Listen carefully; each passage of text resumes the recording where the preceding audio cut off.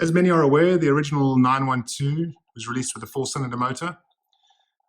This in fact emanated from, or rather was carried through from the earlier 356 SC, produced around 90 brute horsepower, very light motor, and when coupled with a light kind of vehicle, the likes of what the 912 was, it was in fact, relatively speaking, quite high performance, and hence was quite successful in rallying. But when we rebuilt the car, we had a decision to take, which is, do we now upgrade the motor?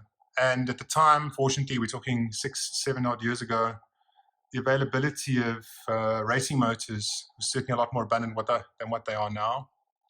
So we had the choice, and my choice by far, my preferred choice is in fact the 2.7 litre motor, just given its high rev capability and its relative lightweight.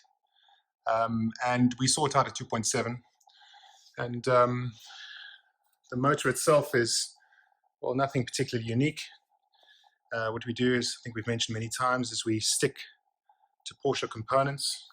So we stick to the original ignition. We stick to pretty much everything that's original. In this case, we made one key modification, which is the addition of PMO carburation. PMO, business based out of the States, arguably make the best carburetors for these vehicles. And what we get as a result of that is, an increased performance. We are looking at around 240, 250, certain cases 260 brute horsepower that we get out of our 2.7s.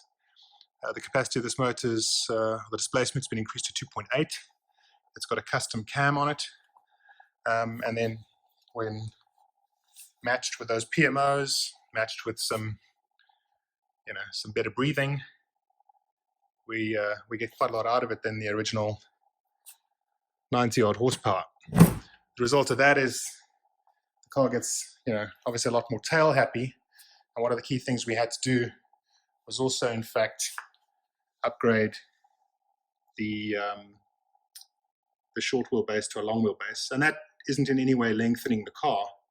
It's simply the positioning of the wheel with regards to, the body. The wheel moves back by literally roughly that amount. And that's to align with the gearbox. So we replaced the 915 gearbox, the 901 gearbox with a 915 gearbox. And that whole makeup literally forced us then to have to extend the wheelbase. So there was quite a bit of metal work done to get the improved power plant connected to the revised transmission, which is now a 915, to work in the car. The benefit of that is that you get slightly better stability because the motor itself